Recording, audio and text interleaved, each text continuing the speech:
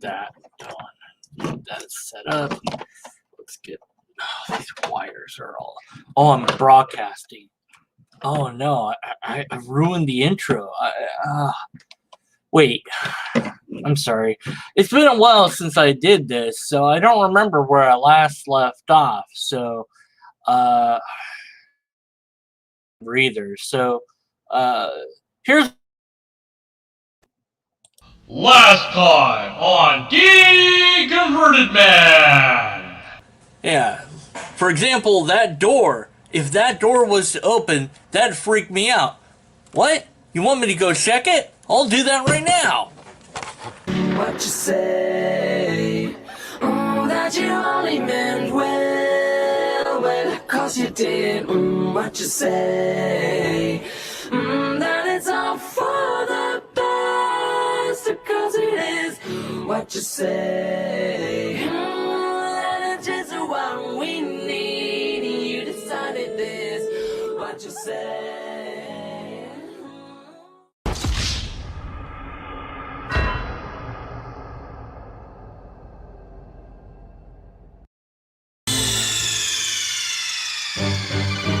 Snake, answer me! Snake! Snake!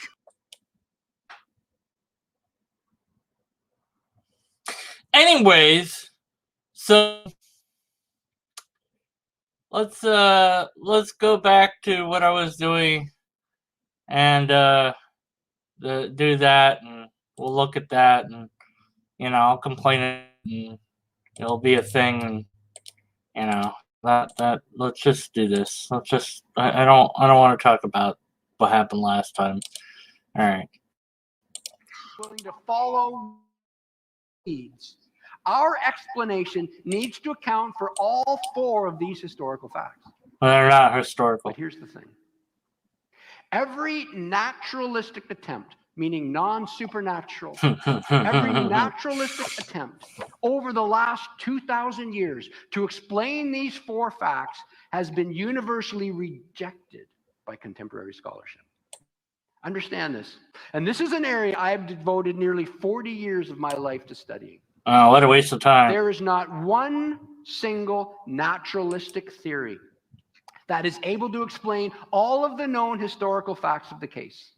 Not one. Oh, these scholars, just keep saying scholars. Who?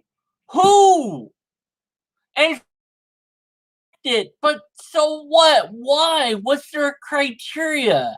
Who are you referring to? This appealed to potentially false authority, but appealed to authority nonetheless is, well, it's without any weight. There's nothing to it. Facts aren't facts, as we've covered before, but let's pretend they are, and do all that and go, okay, well, here's a plausible way to resolve it, and you're just going to reject that because you decided that your version is correct. It's not that it's not plausible. Any and every explanation is going to be more plausible than supernatural, whatever that is. We don't even know that that's a thing that can be a thing in the first place. And like I died last time to make the point, if something happens that's unexpected, bizarre, and strange, and you have no explanation for it, that does not and cannot therefore make the explanation. You wouldn't ever know if you ran out of naturalistic explanations because there's an insane amount of them out there. And even if you think you have, or you actually somehow did, that doesn't mean it's explanation Z, because that's all that is an I don't know, I've run out of ideas, it has to be a ghost, it has to be this, it has to be that. No, it doesn't have to be any of that. But this is just grandstanding. But don't take my word for it. Let me show you. So what are the competing theories to the eyewitness claims of Jesus' first followers? What rational alternatives has 2,000 years worth of skepticism produced? Here's the product of over 2,000 years worth of skepticism. Number one. I mean, 2,000 years? I mean, wouldn't it be not 1,900 and something amount of years? You know, not to be pedantic, but is that how you say it? Pedantic? Pedantic? Whatever. Anyways. On your outline, the theft theory. The theft theory. And that is the theory that the disciples came and stole the body. This was the original attempt at an explanation from the Jewish authorities at the time. And this is what happened. The guards who were guarding the tomb, they were paid to this. While we were sleeping, the disciples. So the body was placed in the tomb. You need to understand how back in those days, you weren't buried in the ground, you were buried in caves. So carved out caves in the wall here of rock. And so they'd carve out a cave, and then they have giant stones. They'd dig a hole in front of the doorway, and then they'd roll this giant stone. It would fall in there. It would seal the cave.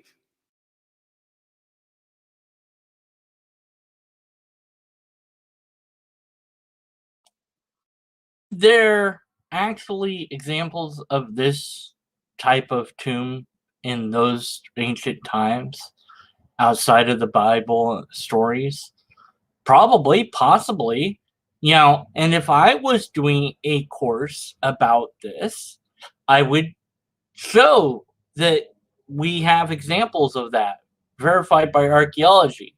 So it's not just a story. It's not just something that the audience has to believe is true.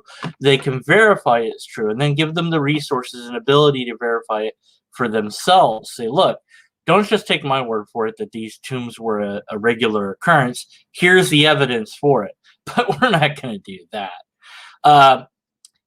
You know, it brings to mind a naturalistic theory that hasn't been refuted yet, and I don't think will ever be refuted, which is my naturalistic theory that I wrote on my blog quite some time ago.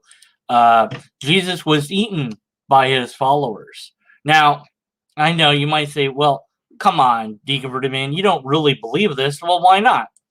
So, you know, the early Christians claimed resurrection, and their opponents could produce the dead body, and blah, blah, blah, whatever. And then I made fun of Jesus from The Walking Dead, you know, and he didn't come back, and that was sad and all that. Anyways, in John, he says, eat the flesh, drink the blood, dwells in me, and I in him. So there you go. So Jesus himself said it. Why wouldn't they eat him? Okay, so they claimed he came back for the dead. But he did, in them, because once you eat him, he dwells in them. You can't say they're lying at that point. They consumed his flesh. Oh, nom, nom, nom. There you go. No body. Bones can be made into stew. Yum. So the only possible answer that is that Jesus isn't zombie Jesus. It's that followers ate him. Can't disprove it. So it's in line with what the story says. So there you go. Yeah, the followers ate him. Don't forget to say nom nom after that. So there you go. Jesus was eaten by his followers. There's the naturalistic explanation. Refute that. Can't do it. Can't be done. Must be the explanation. Anyways, so yeah. Where are we? Let's see. Go back to this. And there we go. Sorry about that. Okay. And they would wait about a year, and then that climate, in about a year or so, the body would decompose. Then they'd pull that rock back again. They'd go in, gather the bones, put them in an ossuary, and then the cave would be open for someone else to use in the future. That's how it worked. And this one, so they put the body in the cave. That wasn't denied. Joseph of Arimathea's tomb. There's a new one, hadn't been used yet. Roll the stone. Yeah, right. They wrap him up, partially embalm him, put him in the cave, in the grave. Now, you might have missed the video I did where I show all the different gospels and you know, the contradictions there. So the rapping might have been before, or it might have been at that time. It's really hard to say, but I mean, it did happen maybe eventually somehow. It doesn't really, the details, you know, whatever. But who cares? None of this has been shown to be anything. All you're doing is pretending that this stuff is true and then telling the story. But then again, that's all we should come to expect at this point, I guess. But this isn't skepticism. This is just, here's what the story says. Stone there, and the tomb is guarded. And the first attempt at explaining. All right, he said guarded. So he said that the guards were paid to make up this story earlier, and I forgot to pause at that point. Who paid them? What proof do you have that this happened? Oh, you're just going to say it. Okay, right. Explaining this was, the guard said, while we were sleeping, the disciples came and stole the body. Now, what's the problem with this theory?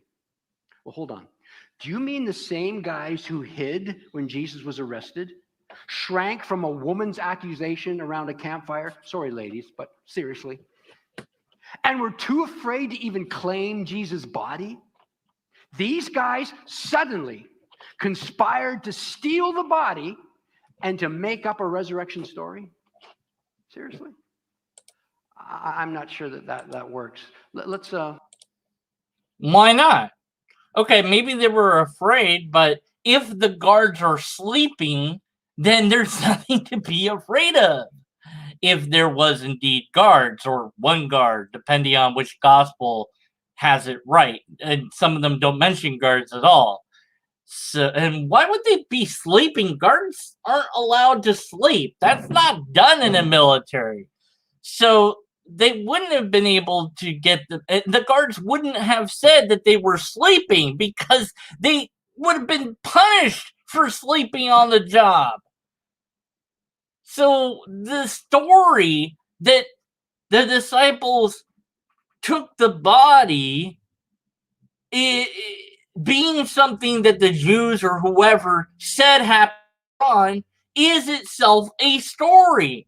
There's no proof that anyone refuted these claims back in those days. Who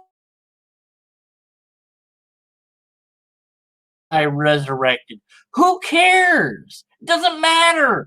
They're one of many different beliefs that are running around at that time. The Jews have their belief. They're not going to give them the time of day. They already know, whatever, that guy that was preaching that stuff, he wasn't the Messiah. Isn't he dead now? Oh no, he came back from the dead. Really? Where's the body? Well, the body's gone. Oh, well then you stole the body. Oh, ha ha! You said we stole the body. Ha, yeah. So whatever, you know.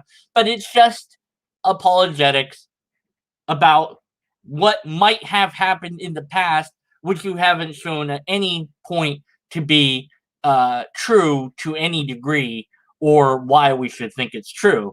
But that's okay. I need to find someone here that I don't know, so we don't. Have we ever talked, Raphael? We ever never had conversations, right? What the hell is this about? Would you mind coming up for just a second? I won't embarrass you, I promise. Is he gonna do a magic trick? Okay, stand right. You mind being on camera? You're not in the witness protection program. Shouldn't he ask that before? So, your English is not good? Not a problem. Doesn't matter. I will speak slowly. So you are a Roman guard. You are a Roman guard soldier, okay? And you were guarding the tomb. Good, well, man, he's into it. I picked the right guy. There you go. Okay, so you are a Roman guard, and I am a lawyer, and you are on trial. And your name is Antonio. Antonio, okay. So, Antonio, you were on guard of Jesus' What am I watching? Yes? Yes. Okay. Antonio, now, if I understand your story correctly, you said that while your testimony is while you were sleeping, the disciples came and stole the body. Is that correct? Yes. Yes. Okay. So, Antonio, could you please show the jury the position that your eyes are in while you are sleeping?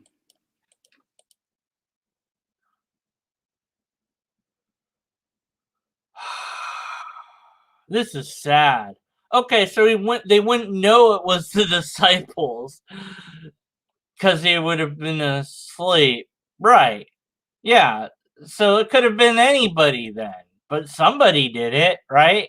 This is ridiculous. Can we just get on with this? Are your eyes open or closed? Then Blah, okay, blah, Antonio. blah, Come on, blah, Antonio, blah, let's have it. blah, blah, Can we blah, take blah. And what about the resurrection appearances, including to the enemies of Jesus? Does an outright lie explain the disciples' lives from that day forward? Yes. And also, what proof is there that Jesus appeared to the enemies? Just, again, empty assertion. Many of them died for what would be a known lie. And what did they gain? They didn't go on. Okay, so this point's been refuted by Apologia and probably others in other places. They never had the opportunity to die for this lie. So we don't know that they were willing to die for this lie. That's first of all. Secondly, as I've covered before, being willing to die for something doesn't make it true. And yes, dying for a lie makes sense if you've already got the sunk cost in operation.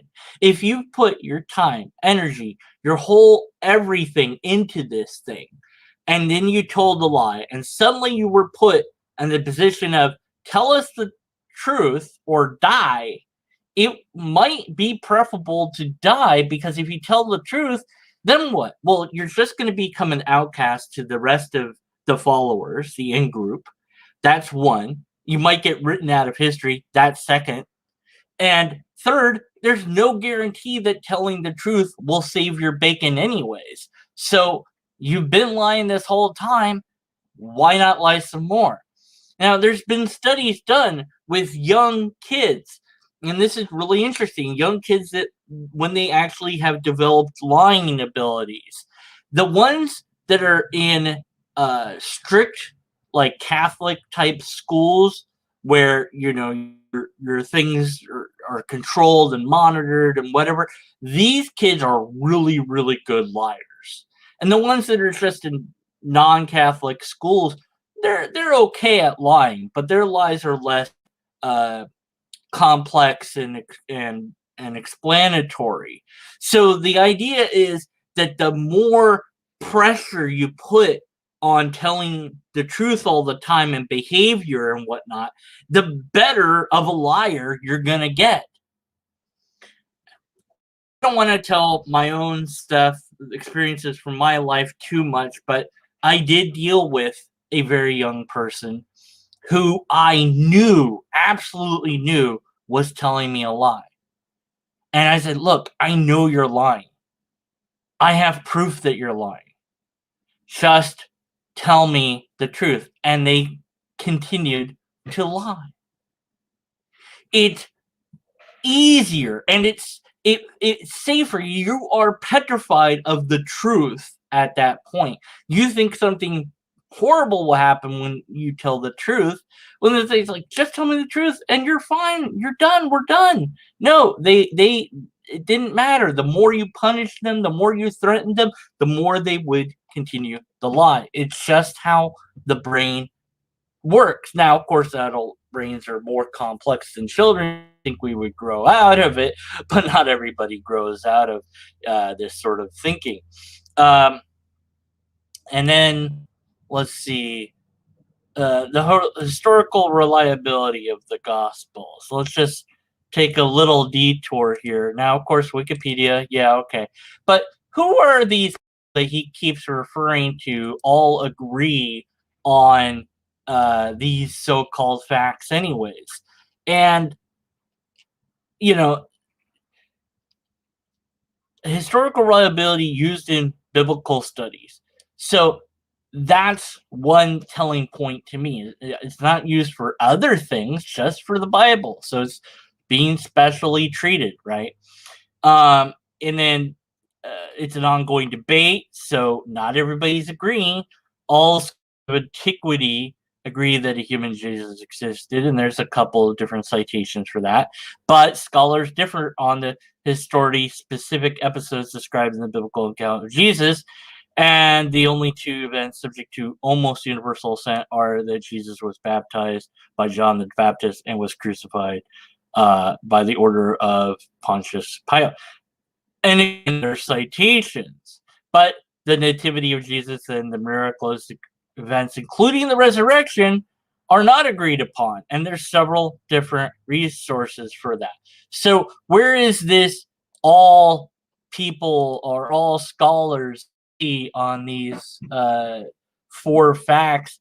Doesn't appear to be something that Wikipedia knows about. Now, granted, you can manipulate Wikipedia, but the citations you can look into, some of them are book citations, so some of them are other things from other places, but nonetheless, you can look into that and see if they're actually true, which might mean buying those books, but okay.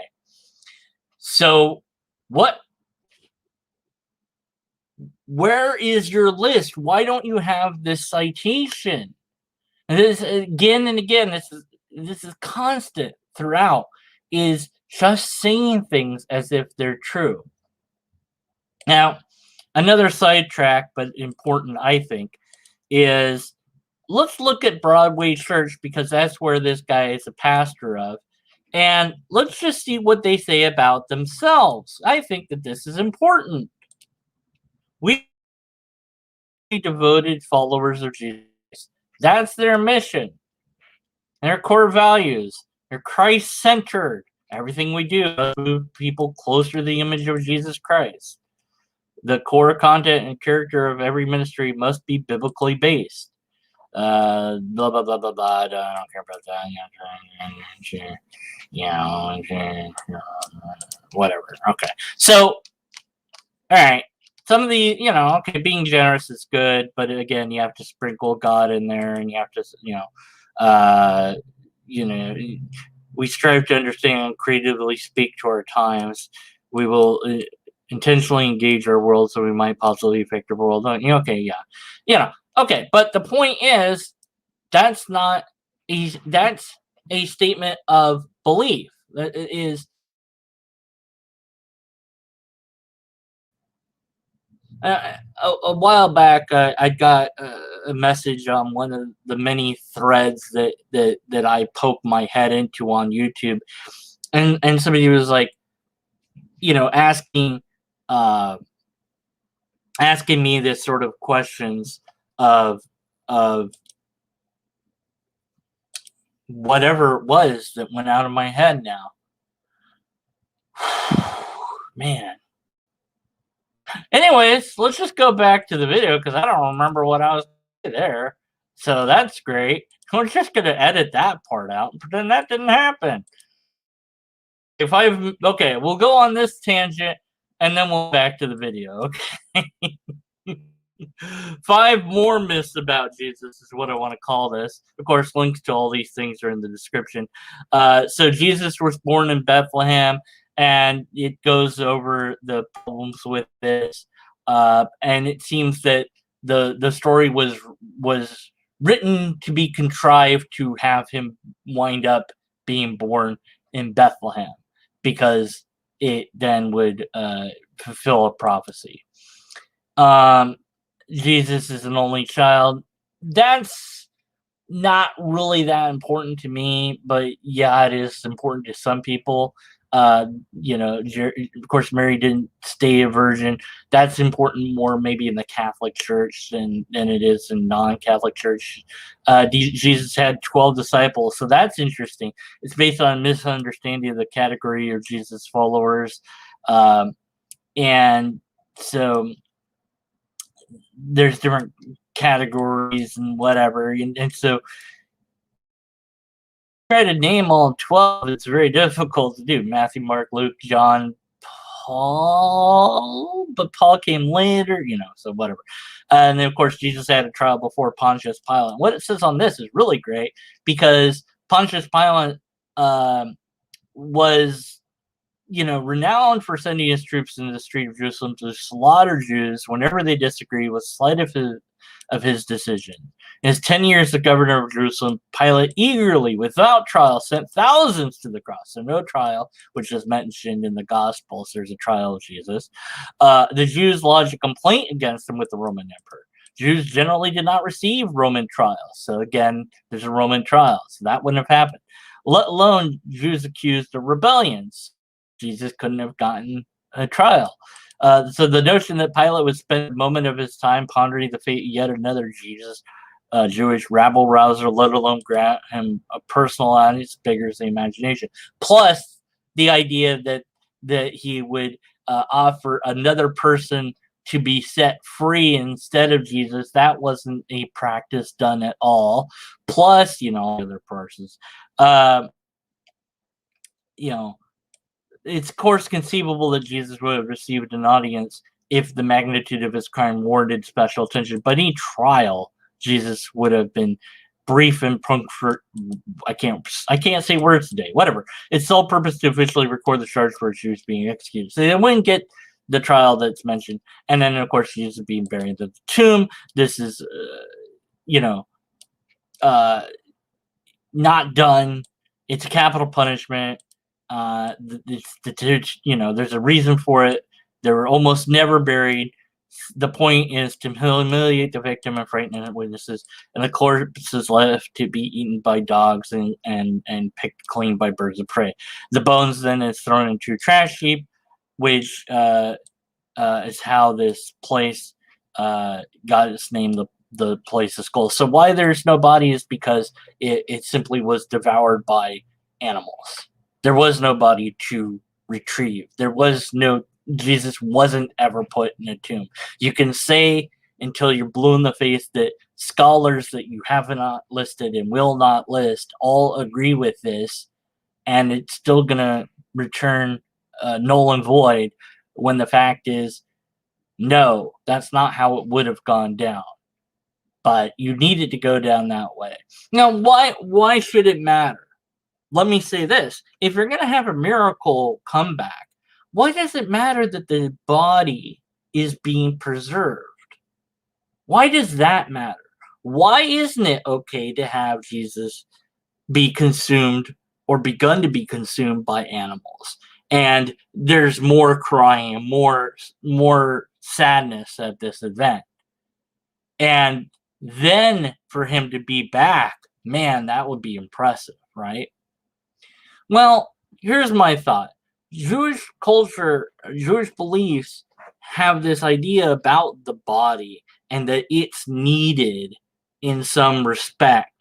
So that especially your bones are very important.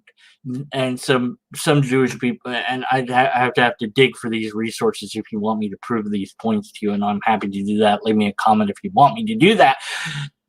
That in order to come to be brought back from dead, that you need at least your bones. So he could have been. So having an entire body is better for that than not having an entire body, at least for the Jewish beliefs. But I don't really know that that's the reason why it's in the story. I'm just giving it as a plausible reason why that was made up and then put in the story later. Pastor's acting as if these events are being recorded in real time, which we know they weren't. They were not recorded in real time. That just didn't happen. This had to have been orally communicated from person to person until at some point it was written down, and that was for later on.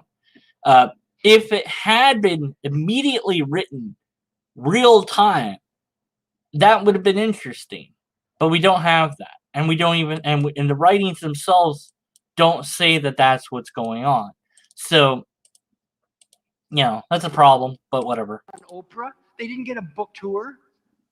They died, and some of their family members died because of a lie that they knew was a lie. Citation required. They died. Really? Where? When? How? Why? Their family members died? How? When? Where? Why? Citation required. It doesn't add up. It doesn't make sense. course not, because it's And not the theft true. theory has not been proposed as a viable alternative for nearly 2,000 years. So then there's number two. There's the no. Okay, that's a lie. That's just an outright lie. Hitchens, during at least one of his debates, I recall, said that the disciples stole the body. So that wasn't, that was recent. So, man, I mean, just... Burial theory. The no burial theory. This was the theory that Jesus' body was thrown into a pit, not into the tomb. Yeah. So the explanation was, back in those days, the Romans crucified a lot of people, and they did. They crucified thousands upon thousands upon thousands of people. It was a regular occurrence there. It's how they kept the people scared.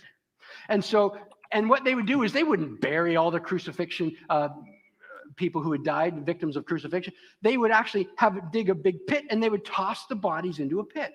And so this argument goes like this. What happened is that they threw Jesus' body into a pit, but the women thought it was in a tomb. They went to a tomb, saw the tomb empty, and they went, woohoo, he's been risen from the dead. Now, that's actually a reasonable explanation. If the women had been told that Jesus was in a tomb, and they went to a tomb, and he wasn't there, then they might indeed conclude that something weird had happened. That's a reasonable naturalistic hypothesis. Let's listen to him mock it now. Now, what's the problem with this theory? Why wouldn't the Romans simply produce the real body? Oh, hey, stop, time out. You're telling people that Jesus is risen from the dead? No.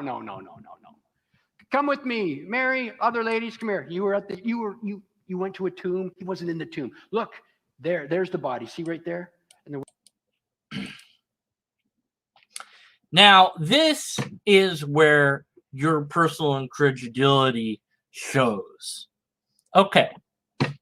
The women in this scenario think that Jesus had been put in a tomb. Go to the tomb, see no Jesus. Go back and tell the disciples about this. And they go, wow, this is cool, And then supposedly they also see Jesus, blah, blah, blah, right? Okay, at what point would the Romans ever be notified that now we saw our leader alive again? Why would you bother the Romans with this? Why would you tell them this? Hey, the guy you killed, he's not really dead. He's back again. How long of a period do you think, if these people are really in hiding, even though their Messiah, their Jesus, the Christ has appeared again to them, maybe that gives them some bravery. Maybe that restores their faith. And maybe now they feel like they can go out into the world, but they're not idiots. They're do you expect me and other people to believe that they would have gone to the Romans and rubbed it in their face or something like, we saw Jesus alive? And even if they did, they'd be like, whatever, guys, you're nuts. We don't care. Why would they produce the body? Why would they care what they believed? And if it's long enough after these events, there's nobody to point to because he'd be a pile of bones or he'd be buried under other bodies. This assumes somehow that the story spread so fast that the Romans just knew that everybody suddenly believed that Jesus was back. And it also is, of course, shifting the burden of proof. This is beautiful in apologetics. Let's shift the burden of proof in our made-up story that we can't confirm. You have to prove that the body is there. You have to produce the body. No. You have to show that the guy is alive.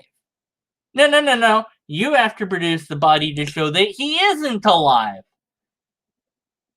Now, the burden of proof is still on you. We didn't see the body. We went to look. There was no body. And they'd be like, okay, not our problem. We don't care. Why would they care? It is baffling how little critical thought is being put into this at all. The women go, oh, yeah, sorry. And what about the resurrection appearances? Doesn't explain the resurrection appearances. This theory was never a serious consideration and has absolutely no modern day support as a viable alternative.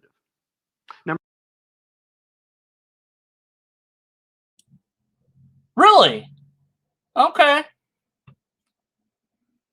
This is something that you could, prove that it has no modern day support. Because see, if you can reverse the burden of proof, then I should be able to as well, right? Anyways. Number 3, the wrong tomb theory. This is the theory that the women accidentally went to the wrong tomb on Easter morning. You know, women and directions. Sorry, but this was the theory. So what happened was, they were originally there when Jesus was buried, and then when they went back Sunday, they went into the cemetery. Instead of turning right, they turned left. They saw a tomb that was empty. Woohoo! He's risen from the dead. But they went to the wrong tomb. He was buried in that one. What are the problems with this theory? Well, again, why wouldn't the Romans kindly point them to the correct tomb? Why would they? If you had guards, by the way, if there was supposed to be guards outside the tomb, then if the guards saw the women, why would they be like, hey, what are you doing? They might think that they're there to visit somebody else. Why would the Romans bother to clarify anything for these idiots?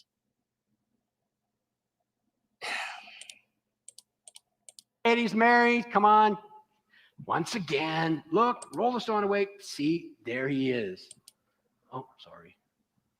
And what about the resurrection appearances? This theory never got any traction, has no modern day support as a viable alternative.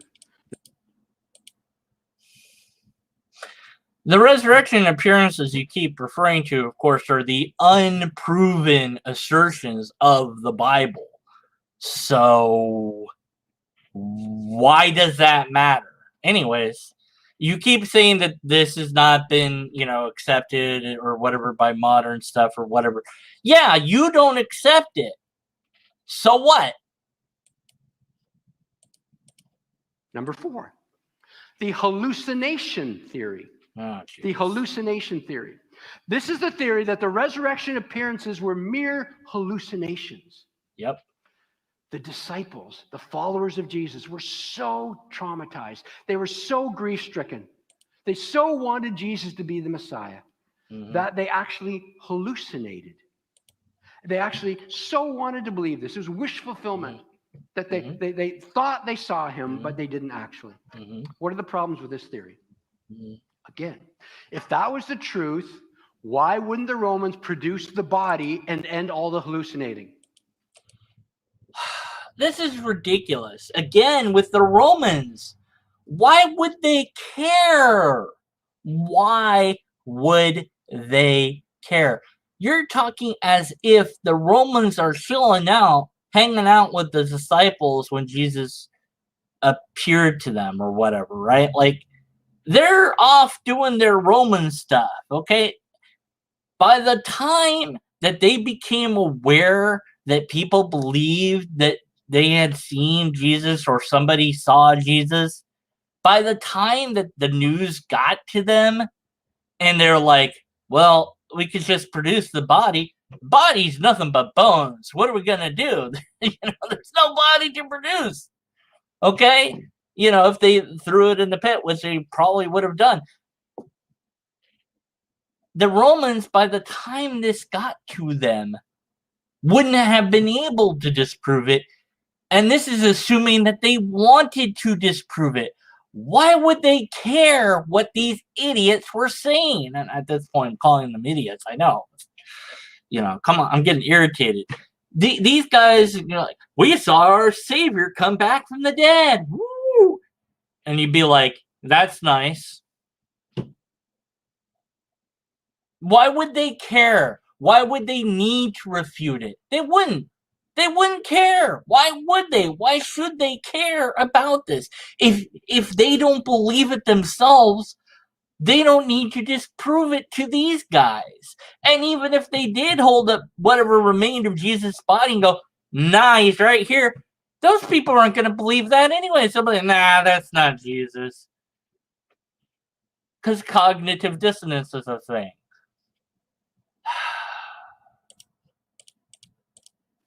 No, he hasn't risen. Roll the stone away, Claudius. There we go. See, he's in the tomb. Oh, sorry. Our mistake. Our bad. And this theory does not fit the facts for Jesus' appearances to the disciples as individuals, as a group, or as a crowd of 500 people. You know what? There was no 500 people. It's just a number that was made up and put in the Bible. There wasn't that group. And I went over that before. It's meaningless. This is an appeal to what? Meaningless statistics? No, that's not quite right. Bald assertion? Yeah, it's that. Okay, circular reasoning, because you're assuming the writing is true based on the writing. Appeal to the majority, I guess, would be the right fallacy here. Like, appeal to a made-up majority, I suppose, would be, even though that's not really a fallacy, I'm going to pretend that it's one. It's like, here's a million. It doesn't, even if you had that, it doesn't matter. Today, you could ask Hindus, lots of them. You could find a guru that a whole bunch of Hindus think it has some powers, and you could ask them about that guru. And there have been claims that gurus have levitated off the ground. In fact, I believe there's even a video of a guru levitating off of the ground. Of course, nobody's allowed to circle around the guru and see what's going on behind him. No one's allowed to like look underneath him and or check for ropes and pulleys or whatever. No, we're not allowed to put the guru in a controlled environment and see the guru levitate in there. We're only allowed to see him levitate in his little tent or whatever the hell he's got with a whole bunch of cushions, and all the Hindus are like watching him levitate. Woo, because it's a trick. It's an illusion. It's not really them levitating. They're making up that they can levitate. Why? Why not? Because they get attention. They get money. They get people coming and giving them gifts. So, it's lucrative. And maybe it's even expected that you do this. And maybe some of the Hindus know that they're not really levitating, but it doesn't matter. But they, in numbers that far exceed 500, will swear that they've seen it. And you can see it. And I can see it. But that doesn't make it so. Listen, I can have a hallucination. You can have a hallucination. You can have a hallucination. You can have a hallucination. But we can't network our hallucinations. Yes, actually, hive mind has been shown to be a thing. There's been studies on this. It's actually doable. So, okay, maybe you could complain that the studies that we have don't align analogously to the events at hand here. But I think that they are enough to put in the idea that people can believe stuff or say stuff that they don't believe because everybody else is. So they've done it where they've had everybody in an elevator, they're all facing the back of the elevator, the person comes in and they're like, and they'll turn around, they'll face the back because everyone else is doing it. Now, not everybody does this, but most people do.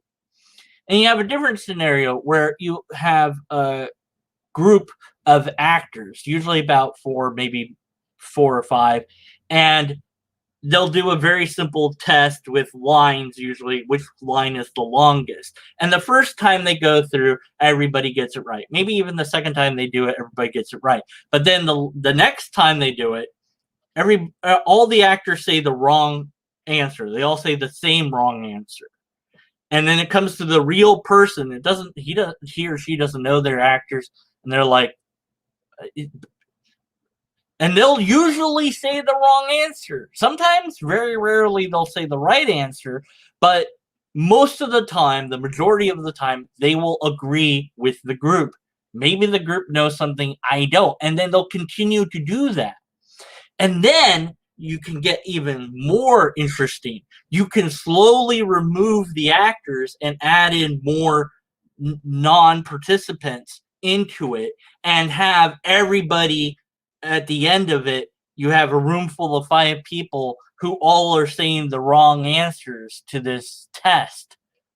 It's amazing, but it's something that people can do. So you can take that idea and say all it takes is a single person to say, I saw Jesus alive.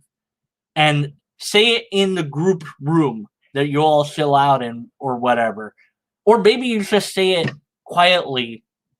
I saw Jesus alive. He's not really dead. And then that person's like, I think I saw Jesus too.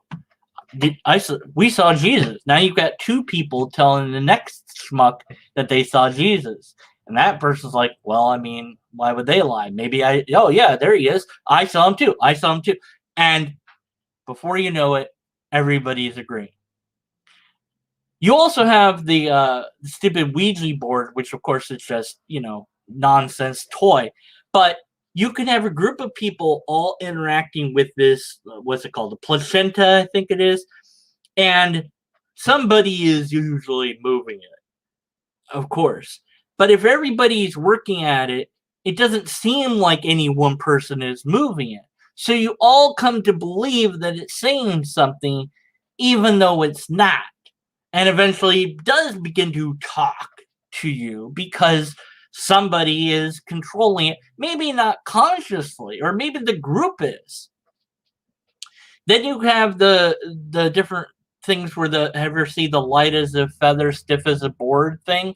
That's really fun, where girls will pick up their friend as they say light as a feather, stiff as a board, and they have to this chant as they lift up the person with like 2 fingers or a group of them are lifting up the person or whatever, and they're not, they don't just flunk down, they're lifting them from their middle, and it's like, that shouldn't be possible. But it is, because the group is making this thing happen in their minds, and the body's able to stay stiff. If you convince yourself to be straight and stiff, you can be very straight and very stiff. And usually, for whatever reason, it works better with women than with men. And also women are built differently, so that's another reason. Usually they're lighter, yada yada. There's lots of different biological reasons. But the point is, there's another example of group think at work. And then, of course, you have riots, where normal people that don't commit crimes suddenly find themselves caught up in the riot. And they're doing looting, and they're doing destructive behavior. And when interviewed later, they're like, I don't know why I did that. Sometimes they don't even remember doing it. They have no clue. They're in fact sometimes devastated that they did it.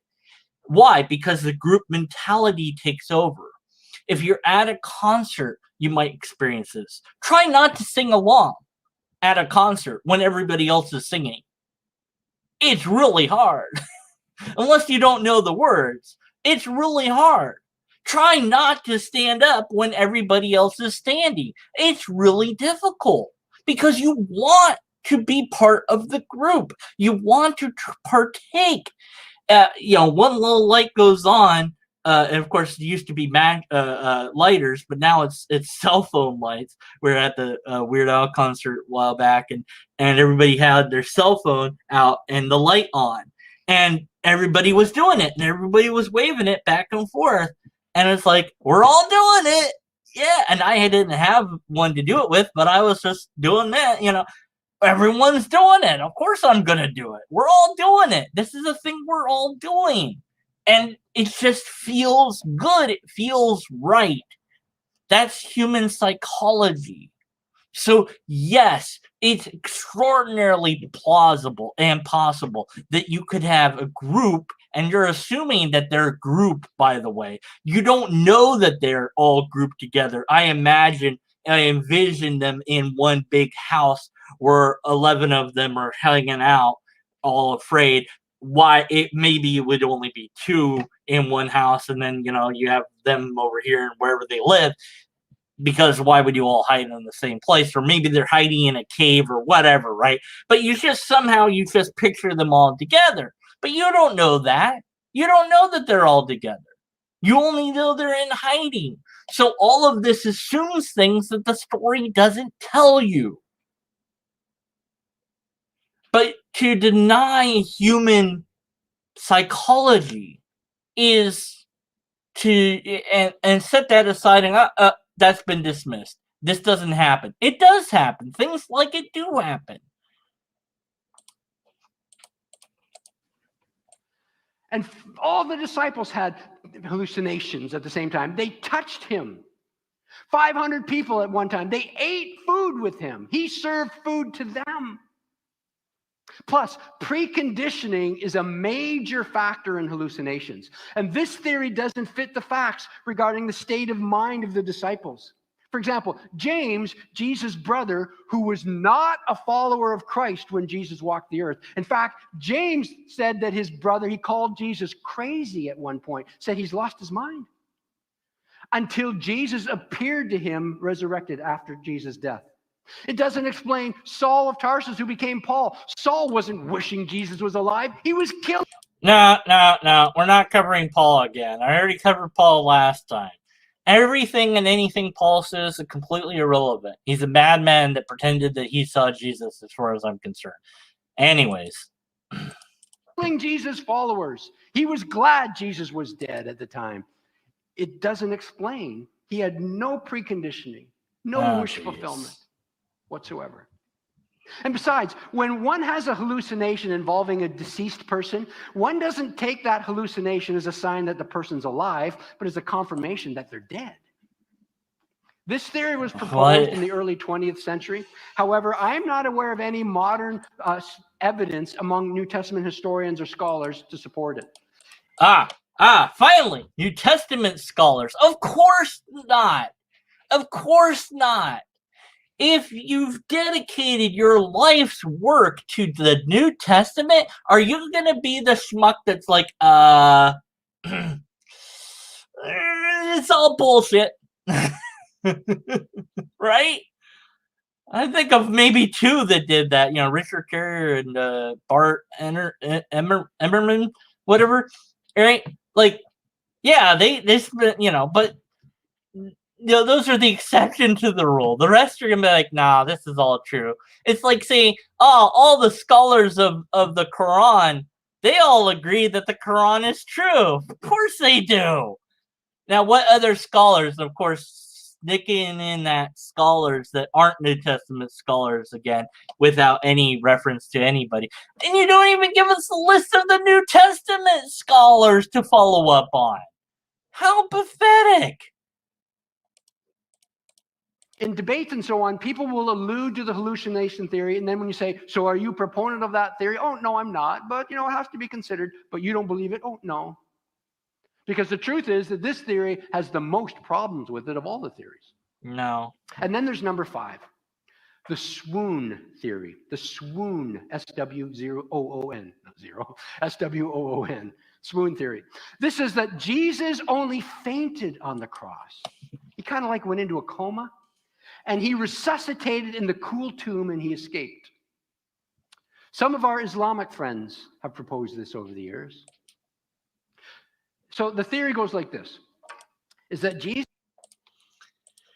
I'm just going to skip this. Jesus pretended to die and he didn't really die. I don't know that this is a serious counter per se, I wouldn't propose it as a plausibility, but I will say that this is still more plausible than somebody coming back from the dead. That they thought that Jesus was dead, took him down early, put him in the tomb, he wasn't dead. That is more plausible than him actually coming back from the dead. So we're going to skip past this. Yeah, I know. We're skipping past stuff. I want to get through this part so I can get to week 3 and complain about that. Like he's dead.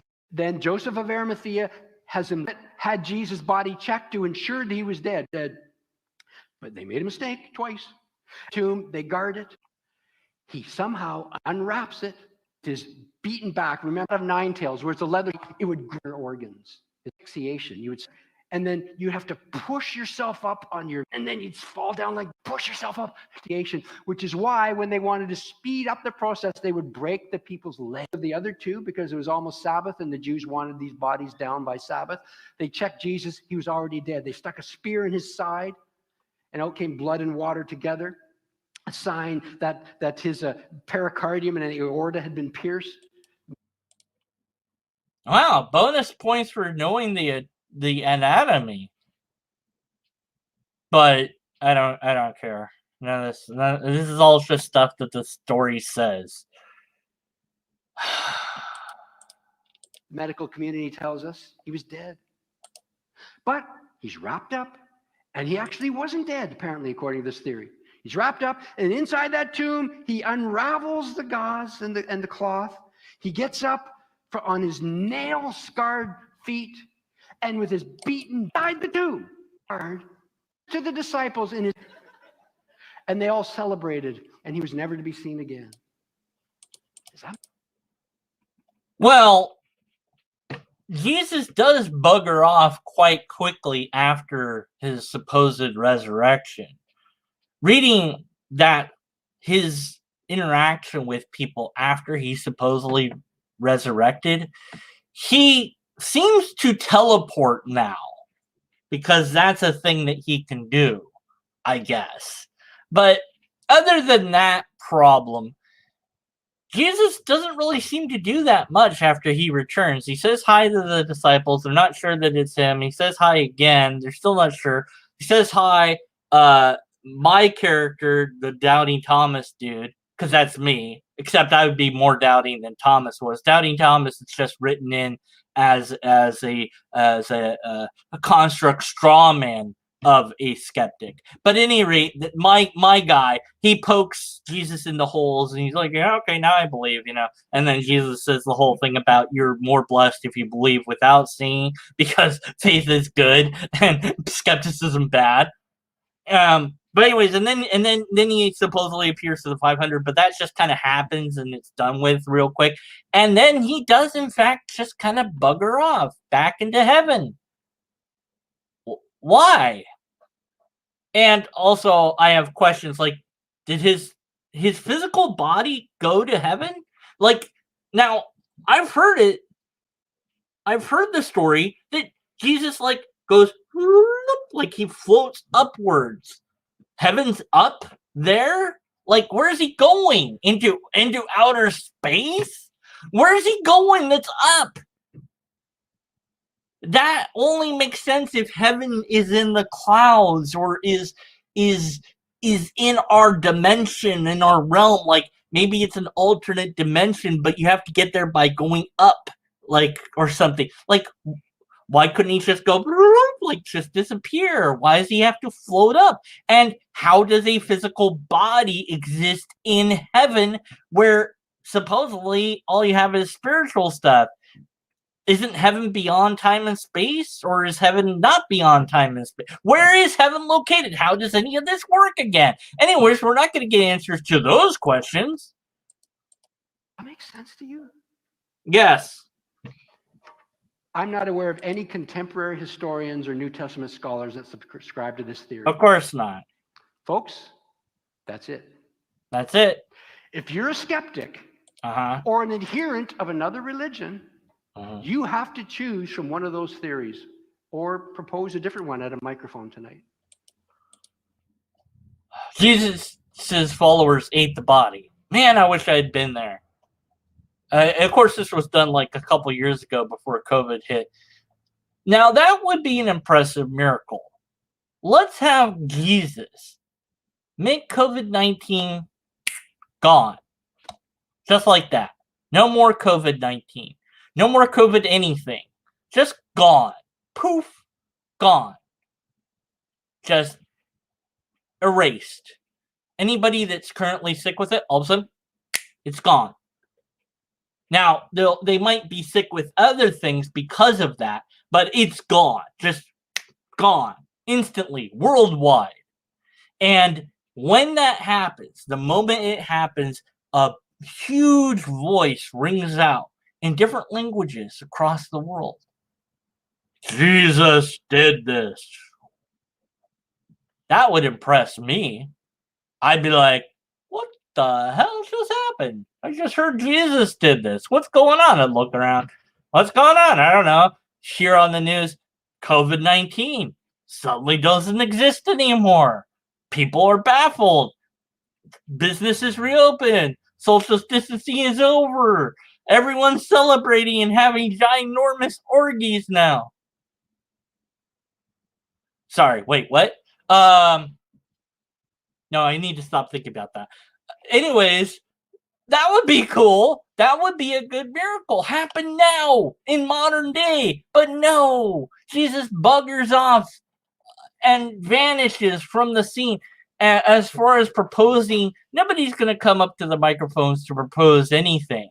And that's not their burden to do so. That's shifting the burden of proof. You have to prove that these things are true, not the other way around. And it's not up to us to explain how these things could have happened in a naturalistic way. It's up to you to show that they happen, that what you claim happened is what happened. You must demonstrate a supernatural event that is similar to this supernatural event, or in general, just produce a single supernatural event. That would be cool, but you haven't, you can't, and you won't. Period. Now, maybe some of you watched when I broke up with SJ, very heartbroken about it, but I had to do it for my own mental sanity. I'd had enough. If you actually watched her video that I linked to and skip to where I come in, I say, she made all these claims, and among them are that there's these miracles that can be that she knows about that have happened. And I'm like, really great. What is a miracle? Let's figure that out first. And basically her answer is anything highly unlikely is a miracle. I'm like, well, then everything's a miracle.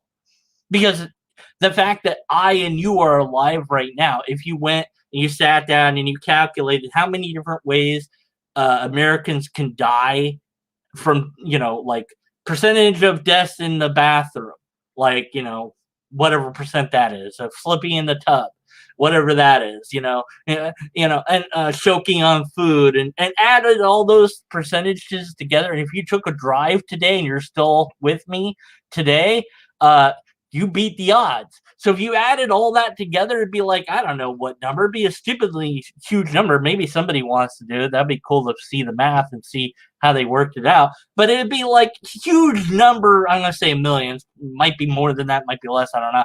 But it'd be like 1,000,000 to 1 odds, right? So everything would be a miracle. And then there'd be no point in calling anything a miracle. When everybody's super, nobody is super. So that's from Syndrome, who actually was right, by the way. He's the hero of the movie. The other guys are the... Oh, sorry. I don't go into that theory. But at any rate, he just wanted to make the world a better place. He was going to give everybody abilities by using technology. No, we don't want that. Anyways. Right. So, yeah. Then she's like, okay, well, there's this sick person that got better, blah, blah, blah. I'm like, really? Do we have proof of that? Do we have the medical records? I'm sure that they have the medical records. And you can find out, just look it up. I'm like, no, the burden of proof is on you. I don't like it. And then she hung up on me, right? You can listen to the thing and tell me what you think of it on my video because I want the comments. I don't want her to get comments. I want me to get comments. But anyways, the point that I was trying to make, that I almost sidetracked myself from remembering, was that when you claim to have an example of a miracle, which some have, they don't ever have it. They cannot produce it.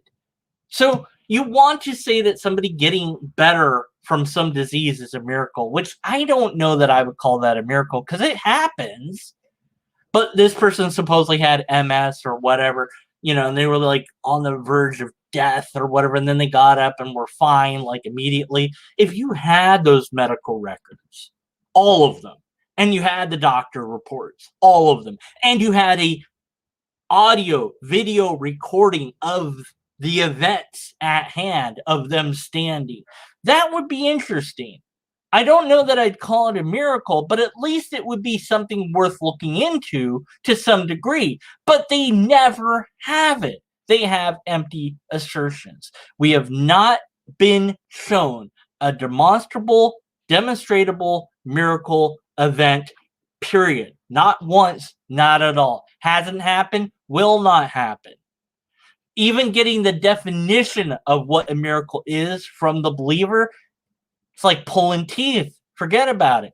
They're going to define it in such an incoherent way that you couldn't identify it. And you ask them how you identify it, and they come up pretty much null and void. They don't really have a way to identify it. It's basically, you know it when you see it. Or here's this story. I heard this person. They came in and told me this story. You don't have to believe that story. That was the other interesting thing. I never said I didn't believe it. I'm just asking why you think it's a miracle event. Anyways. That's the menu for 2,000 years worth of skepticism. You say, Darren, there's got to be something better. Well, actually, there is one more. What's the state of the art when it comes to the alternative naturalistic theories of the resurrection? Dr. William Lane Craig, a noted Christian apologist and debater, I think the finest in the world, spoke to your brother a few years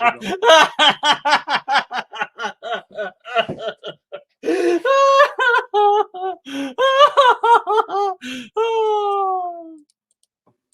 He shared about a recent debate he had on this topic with a professor from the University of California, a professor who did his doctoral thesis on a skeptical response to the resurrection. This skeptic's response to the facts that was Jesus must have had a which aren't. Let me put it this way. This is what the gentleman proposed. This is the state of the art. Here we go. Jesus must. Who?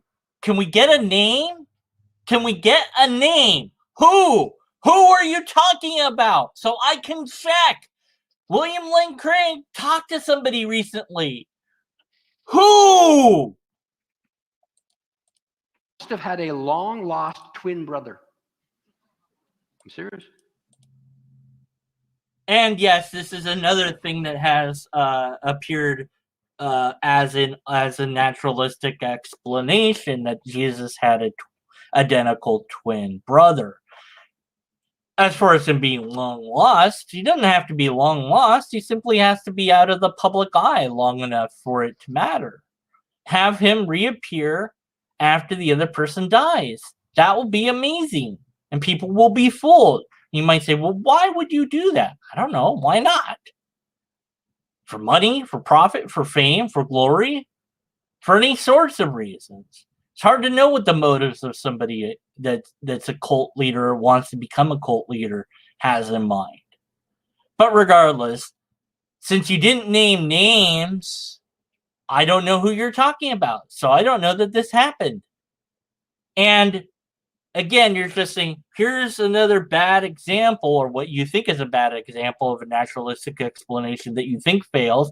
Ha ha ha, that failed. Therefore, we must be right. That's not how the burden works. The burden works in that you must demonstrate that the supernatural event can happen. So show me somebody coming back from the dead. Just do that. It shouldn't be that difficult. Apparently it is. He had a long-lost twin brother, separated at birth, who just happened to be in the Jerusalem area when Jesus was crucified. Why do you want to impersonate a man who had been hunted down and killed by the Romans? I'm not sure, but that's what he did. And then he. But that's not what the story said happened. The Romans didn't hunt him down. The Jewish people did. They took him to the Romans supposedly and had him killed. It wasn't the like you can't even get your own story straight anymore. And yeah, I'm skipping through. I'm trying to get through the damn video. Oh my God, so much more to cover. Disappeared, never to be seen again. I think we've officially scraped the bottom of the barrel now. No, you're the bottom of the barrel. Let me conclude. Can a rational person accept the resurrection of Jesus? No. I would respectfully put to you that if by rational you mean dealing with the facts and following where the evidence leads you, You don't have any facts. You don't have any evidence. Explanation that factors in all the known historical facts is the resurrection of Jesus. No. That's why it seems to me, as a follower of Jesus, that a follower of Christ is historically and intellectually justified No. Whoa. in both believing and declaring that Jesus rose from the dead, No. proving that he No. was who he claimed to No. be, God No. come to earth in No. flesh. No. Professor Thomas Arnold, Don't scholar, care.